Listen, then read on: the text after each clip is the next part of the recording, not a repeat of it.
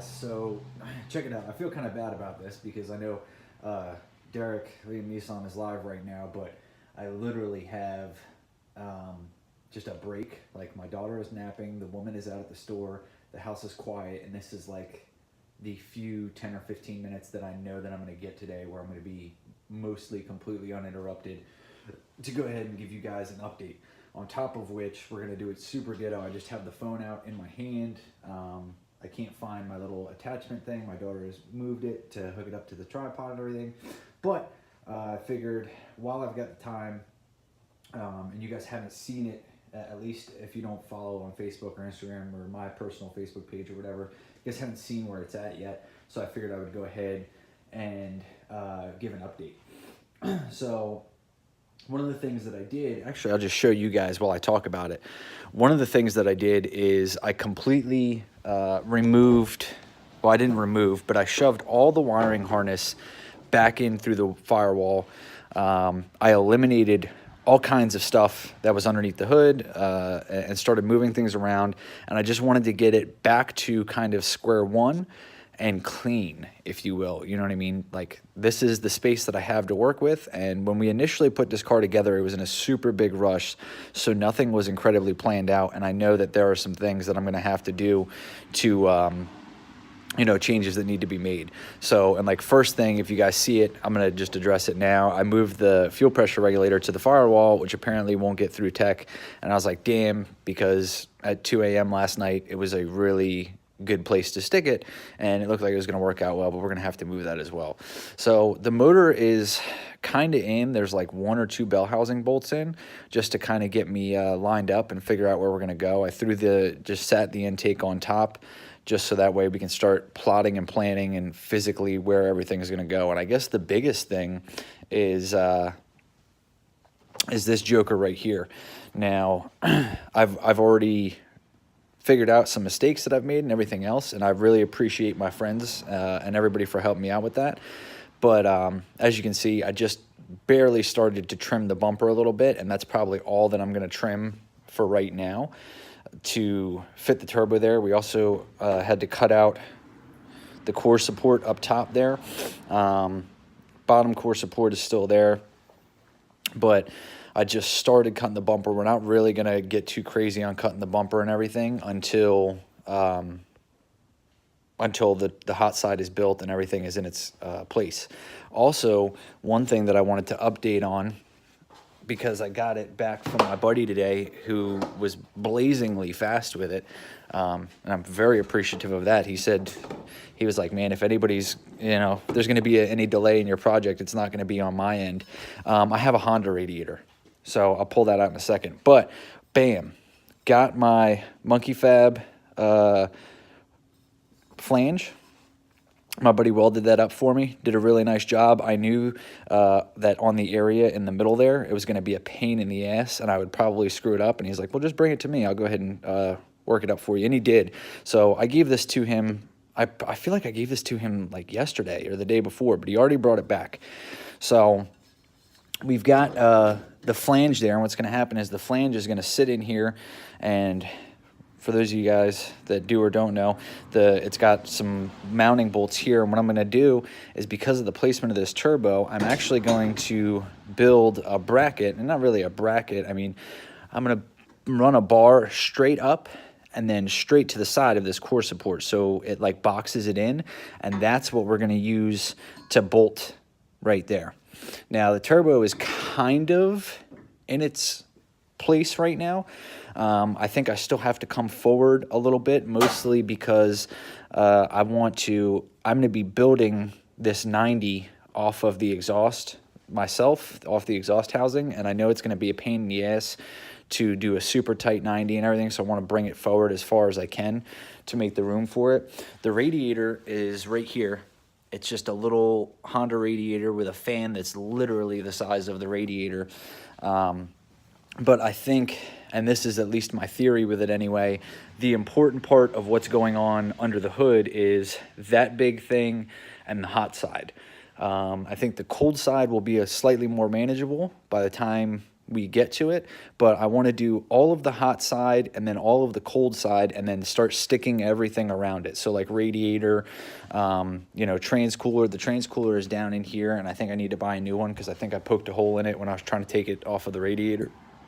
But I'll probably just end up buying a used one or getting a cheap eBay one or something. As far as fuel pressure regulator, I know it's got to come off the firewall. We talked about that, but I'm not exactly sure where I'm going to put it yet.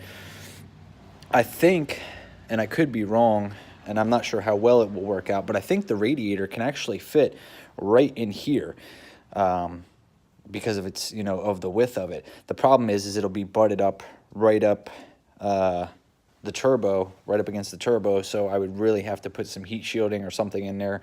Plain radiator during the hot side fab. Yeah, it's there. So what I really wanted to do is, I don't know if you guys can see it super well, but I kind of wanted to stick it off to the side, like in this front corner here. I feel like that's a good place for it. So, and then also making the determination of whether or not I'm going to be using an intercooler and where that's going to go and everything else, because, you know, there is some room in this front bumper here, but I don't know that it's enough, you know, depending on what style of radiator, or not radiator, what style of intercooler it is. If I get one that has an inlet and literally butt the radiator up to the inlet right there, or I'm sorry, the intercooler up to the inlet right there, bump it, and if it has like an L shape where the inlet is here and then the outlet comes out that side, and then I can run it up and in, maybe something like that would be cool if I did like a small, if I did a small one, or if I did like a small water to air. I'd really love to do a water to air, because you know, it just works very well, and some folks have said stuff about, you know, riding this thing on the street and everything else. Well, here's the deal. Like in Delaware, it's incredibly hard. Let me see if I can do this while live. Look at that. Okay. So in Delaware, it's very hard to get cars tagged. And because I didn't already get this car tagged beforehand, probably because it didn't have a motor or anything in it, whatever, it's probably not going to happen. So it's not going to be a street vehicle in the sense that I can get in, you know, turn it on and drive it down the road legally. You know, will I run it out in Mexico? I don't know, maybe. I've trailered cars out there before, so it wouldn't be the first time. But as far as that's concerned, you know, that's why either no intercooler or a small water to air, if I can find one that works the way I want it to, or, you know, like I said, it all depends, because the big thing right now has just been kind of setting everything in place. And now that I've also eliminated some stuff and created some more room under here, now we can get a better idea of where the hot side and everything is going to go, because I think the hot side is really, you know, I'm going to cut that off, probably V-band it, cut it off, V-band it, and then literally can just run, you know, down and then over and up. Sorry. Down, over, and straight up, and then down, over, and straight up. But because of this flange, you see it's going to be sitting like this, so one's going to be forward of the other. Now, here was my idea. I don't know how far it's going to work or how well it will work, but this is why I do these kinds of things, because then all my friends tell me, hey, dipshit, that's not going to work, or hey, you need to do it this way. But if they're both coming straight up, if both feeds are coming straight up, I was thinking about trying to do off to the side here, and probably would have to be stacked at different heights, but both wastegates off to the side up here, and then this way I could have the two wastegates here and possibly tie it into the exhaust, because what I like about the placement of the turbo is that it's just about a straight 90, and I can go clear out that fender. So, you know, a 90 here and straight, and I should be able to go clear out that fender pretty nicely. So that's kind of what I was thinking about. Wastegate placement was over here, because, you know, just trying to take up some of this real estate that's going to be really unusable. So that's kind of the game plan. As you guys see, like I said, I was trying to do video stuff and everything else, but things have just been crazy right now. So I haven't had the best opportunity to actually set up the camera, film some stuff, everything else, you know, edit it, put it together. And then like last night, like I think I started working on the car at like 11 p.m. last night. So, 11 till 2, 3, whatever time it was, I went to bed. I worked, cut a bunch of stuff out, moved a bunch of stuff, really just trying to reorganize and redo everything under the hood, so that way, it's a little neater, it's a little nicer, and I'm just a little bit happier with the product overall at the end of it. I know that there are some things that have to be redone. I have a very funny feeling that I have to redo the cage, or have the cage redone or whatever, because like everything else on this car, was done in a super fucking hurry, wasn't done very well. I did it, so I've got nobody to blame but myself. But but I know that if I want to go to the track, I want to make sure my shit is right and get through tech. And the real reason for that is because I know that my local track is going to be quite on top of their game, if you will, this year, about teching and make sure safety stuff is right and all that kind of stuff.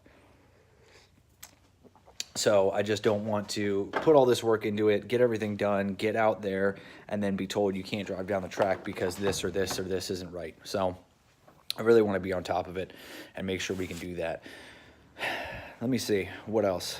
Oh, I think also, just a fun fact for the day, because I'm adding a bunch of weight with all this turbo kit. I'm gonna cut the bottom half of this bracket off, because you see I've got one bolt in, then these are the two other bolts for the head. So pretty much underneath of there, which is kind of why I have this tape line here, I don't need any more of that bracket. Not that it's in the way of the hot side or is going to be or anything like that, but if it doesn't need to be there and I can cut it off, why not? Like I said, this is not going to be a street legal car, at least unless I can figure out some kind of way to get it tagged and whatnot. But ugly as hell also, yeah, exactly, and it'll clean it up, it'll make it look a little nicer as well. So with that being said, weight savings, obviously I'm throwing some weight savings out the window with this behemoth here, but anything I can possibly do to save weight will be done. And I don't know if I've ever really videoed inside of the car so you guys can see. I've done some preliminary math on what we have going on, and I know that this one here, if I was looking at the correct deal, this one here should have weighed like no more than 3,300 pounds from the factory. It should have been, I think it's like 32 something is what this thing weighs from the factory. Oh. Man, I'm trying to open a door, I'm trying to hold things, I'm trying to do everything all at once and eat, sleep, race at the same time, everything. But we've got that. One of the things, and this was purely out of necessity, so we were last minute trying to get this thing ready, and we actually, the cowl hood, when we were doing mounting or something, it was pushed up against the windshield and it cracked the windshield. So my buddy who did the turbo flange, Jason, Don's Performance, great dude, he actually made us a whatever you want to call it, Lexan windshield that went in. So that's pretty dope. I mean, that's a little bit of weight savings there. If you guys have never seen the inside of the car, I mean, it's gutted. There's nothing, there. And I can probably still save some weight by taking the window motors out and everything else. But I was kind of thinking about keeping it and just putting it on a switch so I could still have power windows. I don't know why that would be. Well, I know why, because when it's balls ass hot in the middle of the summer, I can roll my own window down and not have to worry about being strapped in the car and somebody else and blah, blah, blah. So, but there's nothing in it. Like this dash piece, there's absolutely nothing behind it, just the dash piece is there. I do want to get a, new steering wheel and steering shaft to go down in there. So that's the deal there. Obviously there's nothing in the trunk. The weight is going to be the name of the game in this one, because I'm not trying to set the world on fire with power. I think my power goals are very reasonable. I think that if I can make this 5.3, it's a 5.3, it's got Chinese head studs, multi-layer gaskets, a motor that's been hurt before, and I still haven't figured out what exactly was hurt, but I don't care, we're sending it anyway. So 5.3, probably some Snake Eater 1000s, I think is what I'm going to run. So Snake Eater 1000s, it might do E85. The problem with E85, and not necessarily that it's a problem, but I'm using, I have no budget. I have no money. If you guys haven't figured this out yet, I don't make a ton of money off of Facebook and YouTube. Actually, I make no money on Facebook videos, but I don't make a ton on YouTube videos, so I don't have this extravagant budget that I could really do what I want. With that being said, I have a Phytech ECU, and it should claims run, I think they said you can run like 3 bar. No, it's got to be more than that, is I think. But I think they said out the package, it can run and self-learn and everything for 3 bar or more. I'm looking at 5.3, billet, VS Racing, 75 millimeter T6, that whole deal, and E85, and probably just maxing out wastegate springs, because I'm using the DNR wastegates. The 44 is probably just going to shove every spring in there, make it about 18 pounds, and see what we can do there. And I think that there we should be able to put 700-ish to the tire. It's got a decent converter. It's a 350 trans, 8.8 rear. On a radial 275. I think I want to keep it on a radial. I'm very intrigued by all of these guys that go really, really fast on a radial, and even though I am nowhere near that caliber, I think it would be fun to do. I have a set of slicks on backup if I need to, you know what I mean, if I just need to get down a road or something like that. But I think it's going to be fun to try to do it with a radial. My buddy says that these Mustangs are amazing, that they just work. They do what they do, and so they make very good drag cars, so I won't have a ton of issue with trying to get this thing to hook up and do what I need it to do. But I also have no trans brake, so it'll be brake boost only. I do have a 2-step. I've got a Lingenfelter 2-step controller that I had from my old car that I will probably throw in this, because I'll see if I can brake boost 2-step enough to at least build something on the line, is my hope. But what I was saying about the downfall of trying to use E85 with this system is that the Phytech system has no ethanol content sensor. So whereas the computer is going to be, self-learning, self-correcting, blah, blah, blah, obviously I'm going to mess with it. But the flip side is with no ethanol content sensor, it's not going to pick up those readings immediately and, give me the advantage of the extra timing or whatever that, whatever is going to come with having that content sensor in place and everything else. But the flip side is I can go in and manually change it and work from there. So that's kind of the ramblings of the Mustake update project. And we've got a turbo in place. The motor's kind of in place. The next thing that I need to do is, I was not anticipating my buddy to knock out this flange so quickly, so I got to start finding 2.5-inch exhaust pipe. So I'm going to be scouring the world for the cheapest. I think like Speedway Motors has a build your own exhaust kit, which is for like making a full exhaust, and it comes with like 490s, 445s, 4 straights, and 2.5-inch and everything, and that's like $140, I want to say, shipped. So I was looking at that. And then I'm going to continue to look to see if I can find anything more reasonably priced, because the name of this game is I have no money and I want to go fast. So how can we make that happen? The complete flip side to this is it's also for Miss Ben's kits. Cool. I'll check that out. The other thing that's really cool is that Matt Happel, if you guys know him from Sloppy Mechanics, is actually building an SN95 Mustang. He bought a roller. He's doing a very similar setup. He's doing a 4.8 instead of a 5.3. I forget the size of his turbo, but it's probably pretty similar.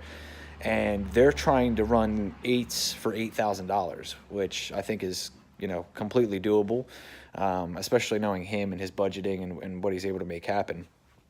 But, my goal here, I don't know about necessarily money, because I haven't been keeping track. When I first initially put the car together, I had track of it, and it was like $5,000. But since then, taking stuff off and selling it and putting new stuff on and blah, blah, blah, blah, back and forth, I haven't kept track of the money very well. So I don't know where the budget is at as far as that's concerned. But my goal is like 700-ish to the tires. If I can make 650, I'll be happy. 700-ish to the tires and, run a single-digit quarter mile. That is my goal. And I think that if I break it down to what I believe is a much more reasonable goal, I have a greater chance of success, you know, doing it that way instead of just trying to swing out and being like, well, shit, Matt's doing, you know, 8s for 8. I can do the same thing. I got the same car. No, let me not even set myself up for failure. How about we do 9s for whatever I can possibly afford and go from there? That's the deal there. So those are my goals. I think, like I said, I think they're reasonable. I've got a lot of good folks helping me out, and thank you to everybody who's been helping me and helped me identify issues and whatnot along the way. It's awesome. I think it's great to have everybody in a community involved. I very much enjoy that. So that's the deal. Oh, and I'm looking for, I want to get rid of these things. Those. I'm going to try to find 2 spare tires, like out of the trunk, and run spare tire skinny fronts, the old ghetto skinnies up front, is what I think would be pretty dope. So that's where we're at. And as much as I would love to stay and chat, I actually have work to get up to because I've seen messages coming in left and right and got to get back up with folks and get some of these parts rolling and everything else. I will be selling all of the nitrous stuff off of this car, so if anybody's interested in that, hit me up. Never had nitrous through it, so it's damn near practically brand new, just been sitting on the car put together. So that's what we got, guys. Big old turbo. And having a lot of fun with it too. I really wanted, and other, you know, for no other reason than the fact that I think it looks absolutely awesome, I really wanted to put that turbo front and center in the bumper. And, you know, I don't care about weight placement, like this, that, and the other, like no, you know, I'm sure that there probably are some advantages of putting it there, but with every advantage, there's a disadvantage no matter what you do, you know. But I just really wanted it because I looked cool, and now that I'm able to do it, like there's nothing stopping me. I can put it right there.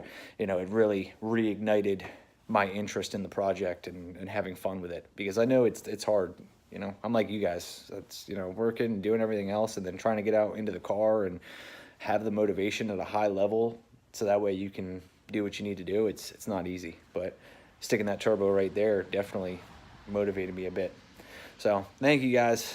I'm out.